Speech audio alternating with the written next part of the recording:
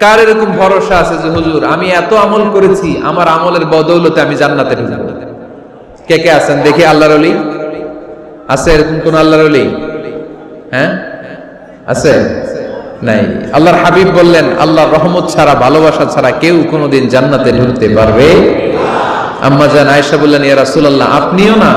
আল্লাহর হাবিব বললেন না আমিও না, তবে আল্লাহর রহমত আর দয়া সেদিন আমাকে ঘিরে রাখবে। মান নুকিশা উযিবা, যার হিসাব আল্লাহ সেদিন চাইবেন সে ধরা খেয়ে যাবে। সব সময় আল্লাহর কাছে এই দোয়াটা যেন আমরা করি, আল্লাহ কিয়ামতের দিন তুমি আমার হিসাব নিও না, আল্লাহ তুমি আমার বিচার বসিও না, আল্লাহ তুমি দয়া করে আমারে মাফ করে দিও। আল্লাহ যার বিচার করবেন ও জাহান্নামে যাবে, আর যার বিচার করবেন না সে জান্নাতে যাবে। আল্লাহ যদি বিচার করে আর পাই টু পাই হিসাব নেয়, নামাজ পড়লি না কেন, রোজা রাখলি না কেন, মিথ্যা বললি কেন, খাদ্যে ভেজাল দিলি কেন, মাছে ফরমালিন দিলি কেন, যৌতুক খাইলি কেন, ঘুষ খাইলি কেন, উল্টাপাল্টা করলি কেন, জিনা করলি কেন, একটার পর একটা প্রশ্ন বানে যদি সেই ভয়ঙ্কর দিনে আল্লাহ আমাদেরকে জর্জরিত করে, আমাদের কোনো উত্তর আছে?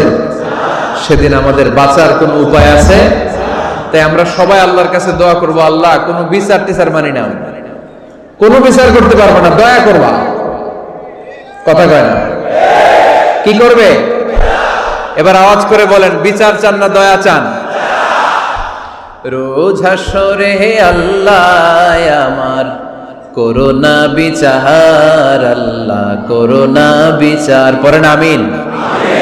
রোজ হাসরে আল্লাহ আমার করোনা বিচার, আল্লাহ করোনা বিচার, বিচার চাহি না তব দয়া চাহে এ গুনাহগার, আল্লাহ করোনা বিচার, পড়েন আমিন। তিনি যদি দয়া করেন তবেই আমরা জান্নাতে যেতে পারবো, ঠিক কিনা? এজন্য আল্লাহ বললেন আর রহমানু আল্লামাল কুরআন খালাকাল ইনসান আল্লামাহুল বায়ান। আমি হলাম রহমান।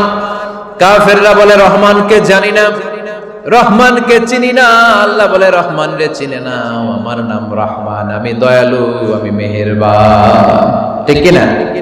এজন্য প্রতিদিন সূরা ফাতিহায় দ্বিতীয় আয়াতটা আমরা কি পড়ি? আর রহমান আর রহিম, ঠিক কিনা? তিনি দয়ার সাগর, তিনি মায়ার সাগর। আমরা বললাম আল্লাহ ঠিক আছে আমরা বুঝেছি আপনি দয়ার সাগর, আর আপনি কি করেন? দ্বিতীয় আয়াতে আল্লাহ বললেন আল্লামাল কোরআন, আমি কোরআন শিক্ষা দেই। শুধু দয়ার সাগর হয়ে আমি আল্লাহ বসে থাকি নাই, তোমাদের হেদায়েতের জন্য আমি কোরআন নাজিল করে দিয়েছি। আল্লামাল কোরআন, আমি কোরআন শিক্ষা দেই। আমাদেরকে কোরআন শিখিয়েছে কে? বিশ্বনবীকে কোরআন শিখিয়েছে কে? আল্লাহ। এজন্য দুনিয়াতেও যারা কোরআন শিখায় তাদের মর্যাদা বাড়ায় দেয় কে? বাংলার জমিনে যারা কোরআন শরীফ শিখায় এদের মর্যাদা সবচেয়ে কম, এদের বেতন সবচেয়ে কম, এরা সমাজে সবচেয়ে বেশি অবহেলিত, ঠিক কিনা? তা আল্লাহর কাছে এরা সবচেয়ে বেশি সম্মানিত।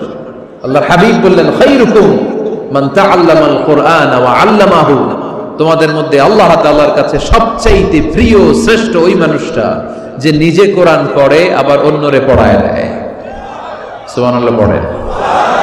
আপনি যদি কাউরে শুধু সূরা ফাতিহাটা শিখান, কোন সূরা?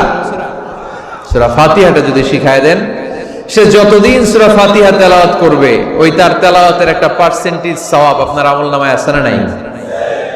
সে যদি আবার আরেকজনের শিখায়, ওই লোক যদি আবার আরেকজনের শিখায় দেয়, এরকম যতজনকে তারা শিখাবে প্রত্যেকের তেলাওয়াতের একটা পার্সেন্টেজ সওয়াব আপনার আমলনামায় ঢুকায় দিবে কে? এজন্য কোরআন নিজেও শিখবো, অন্যকেও শেখাবো। রাজি আছেন তো?